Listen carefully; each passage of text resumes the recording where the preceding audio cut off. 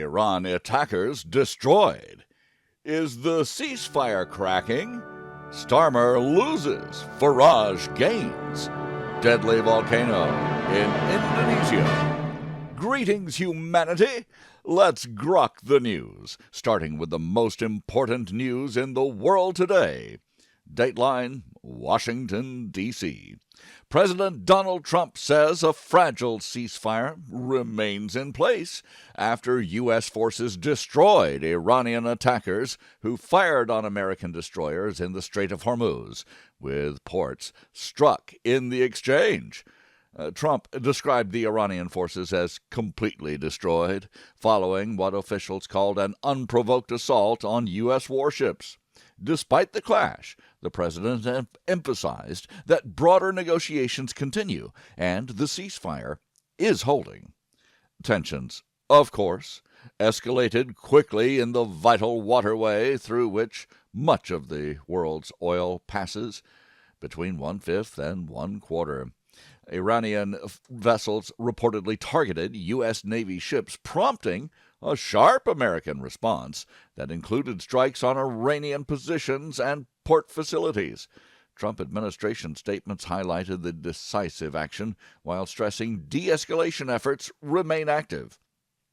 Oil prices climbed sharply following the U.S.-Iran exchange of fire in the Strait, adding fresh pressure on already strained global energy markets and raising concerns for importers across Asia and Europe dependent on stable Gulf supplies. This observer has noticed, and perhaps you have too, that the oil prices drop on news of diplomatic progress and immediately shoot right back up for a day or two after shots are fired. Lather, rinse, repeat. It's almost like the world oil and speculation profits are predictable. International reactions poured in rapidly. Timid, vapid, feckless European leaders expressed concern over energy security like this hasn't been going on for 70 days, while Middle Eastern allies, of course, monitored the situation closely. Marco Rubio held talks with Italian Prime Minister Meloni to ease broader Iran-related tensions. The incident marks day 70 of heightened conflict, yet both sides appear to be balancing military responses with diplomatic overtures. Trump has projected confidence that the situation will resolve quickly. The Strait of Hormuz remains a global choke point. Shipping companies report vessels in limbo, seafarers caught in the uncertainty. Companies tied to defense and energy sectors saw stock markets move as the prices dipped in potential long-term impacts. Analysts note that while the immediate ceasefire appears intact, underlying issues, including Iran's nuclear ambitions, don't forget that, and also their regional proxy activities, well, those are persisting. This observer wonders if it isn't time to note that doers do, and analysts don't. Analysis paralysis may grip others, but not President Trump, evidently. But in a world ready to surrender to the pandemic experts, remember that debacle? Well, the world seems conditioned to practically worship at the altar of the self-proclaimed experts. In related developments, the U.S. continues targeting sanctions, including actions against Iraqi officials accused of aiding Iran. Iran's president, meanwhile, claims that he has met with the still mystery supreme leader figure amid ongoing internal regime opacity and external pressures from the conflict with the United States and Israel. Domestically, the episode has reinforced Trump's strong stance on military readiness. Critics and supporters alike watch closely as Congress and allies weigh our next steps. No American casualties were immediately reported from the Hormuz exchange, a point that the Trump administration officials underlined. You can be sure. I'm sure I'm Robert Gardner, and I use GROK each weekday to truthfully summarize the news, and I serve it up with my opinions. And I'm honest about that. We review a roundup of the most critical reports in the world right after this. God with Us, the story of Jesus, is a full blending of all the Gospels into one continuous narrative, missing nothing from the Savior's life. Inspired by the majestic text of the King James Bible, God with Us is adapted to modern language, and I formatted it for easy reading. Yes, I did it. God with Us was written by me, Robert Gardner, and the story of Jesus is available at Amazon.com or wherever books are sold. Now, we grok the headlines from around the world. Dateline: the Canary Islands, Spain. Health authorities continue to monitor a suspected hantavirus cluster aboard the luxury cruise ship MV Hondius, with several cases linked to passengers who recently visited Chile, Uruguay, and Argentina in South America, where the virus is known to cluster. It rarely is transmitted human to human, making this notable.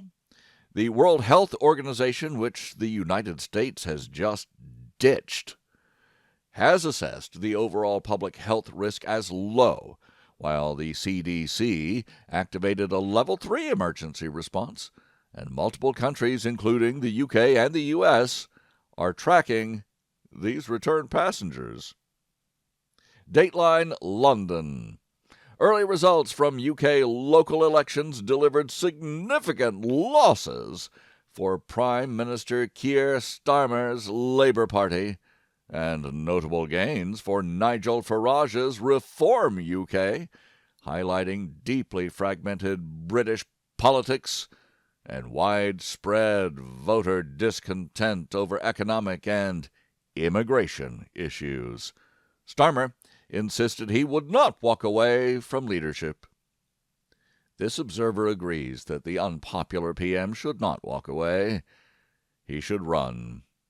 Dateline: Indonesia. 3 hikers are confirmed dead, and nearly 20 others remain missing after a sudden volcanic eruption struck a popular trekking area in Indonesia. Rescue teams are pushing forward with searches despite difficult terrain and ongoing volcanic activity. Authorities warn of further risks to the surrounding communities. Dateline: Washington, D.C. A U.S. trade court ruled President Trump's 10% global tariffs are unlawful, and delivering yet another legal setback to the administration's trade policy, even as it presses the European Union for a new comprehensive trade deal with a self-imposed Independence Day, July 4th deadline. This observer suspects that Republicans will have to get the activist, Marxist judiciary back behind the fence that separates their powers from the legislative and the executive. Those black robes shouldn't make these appointees king over a free republic. Dateline: Southeast Asia. The ASEAN nations have opened their summit under the shadow of global oil shocks caused by the Iran conflict, focusing on coordinated strategies to mitigate energy price spikes, supply disruptions, and broader economic fallout affecting their member nations' growth and stability. Well, this observer has plenty of advice today, and for our friends in Southeast Asia, it's Buy American. Dateline: Pyongyang. A new memorial and fresh reports have highlighted the heavy human toll of thousands of North Korean troops who fought for Russia in Ukraine, offering rare insight into the scale of Pyongyang's military involvement in the ongoing European conflict. The sooner this cruel, forever war between the proxies of Europe and Russia ends, the better this observer will like it. It need never have even started. Dateline New Jersey. ICE agents arrested Honduran national Freddy Alexander Lopez Lara on April 20th during a vehicle stop near Eatontown. The illegal immigrant was wanted for murder in the sanctuary state of New Jersey, underscoring continued federal enforcement actions against serious criminal offenders who had previously evaded local authorities under their misbegotten sanctuary policies. This observer thinks the Trump administration should make good on warnings to prosecute seditious officials in these so-called sanctuary jurisdictions. Dateline Sacramento. California lawmakers are advancing proposals to declare major Muslim holy days as official state holidays, prompting sharp criticism that the move represents cultural submission to Islam at a time when the state continues struggling with severe budget deficits and high taxes. And you can betcha that these same California lawmakers throw a fit about Christmas and Easter. Dateline, no, I mean it. We've seen it before. Dateline, Washington, D.C. EPA Administrator Lee Zeldin sharply criticized federal environmental justice schemes, arguing they waste taxpayer dollars by funding activist groups that train more activists to lobby for even larger appropriations in a self-perpetuating cycle. This observer considers himself a conservationist in the tradition of Teddy Roosevelt and others. Modern so-called climate justice advocates are really just green communists by any other name. These fellow travelers and useful idiots don't make this kind of noise in the nations that do the most polluting. Dateline across the USA, former Georgia gubernatorial candidate Stacey Abrams declared that American politics has fundamentally shifted away from traditional blue versus red divides toward a clearer split between authoritarian states and democracy states. Well, this observer pretty much agrees, except he's sure that she means the opposite of the truth, as usual. Dateline, Texas. Notorious Texas Democratic lawmaker James Tallarico sparked widespread backlash with remarks suggesting outcomes might differ if only George Floyd was a blonde salon owner, while also facing renewed scrutiny over his past support for Austin police defunding measures. This observer expects that most Texans, perhaps even in Austin, along with most Americans, are utterly fatigued with Democrat racism against whites and their anti-police measures. Just sick and tired of it, and a little bored. Dateline, Tokyo.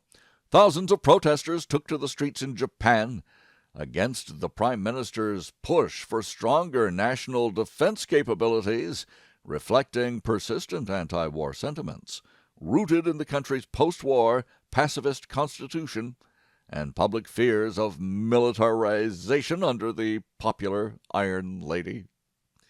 This observer has seen that there are people anywhere in the world, even in sensible Japan, who mistake strength for aggression and weakness for pacifism. Dateline, Australia. 3 Australian women recently returned from Syria now face serious slavery and terrorism-related charges, including crimes against humanity, as they and all radical Muslims involved in terrorist activities should. They are charged over their alleged links to Islamic State activities during their time with the group. Well, maybe Australia is finally coming around a little. And Dateline Tamil Nadu, India. Political uncertainty gripped the Indian state of Tamil Nadu after a popular film star candidate, TVK Vijay, fell short of securing a clear majority in recent elections, complicating government formation and highlighting shifting voter priorities.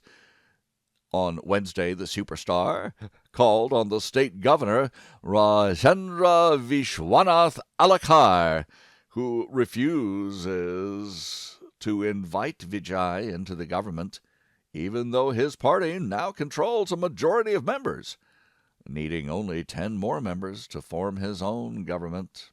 He's got 5. We'll see what happens.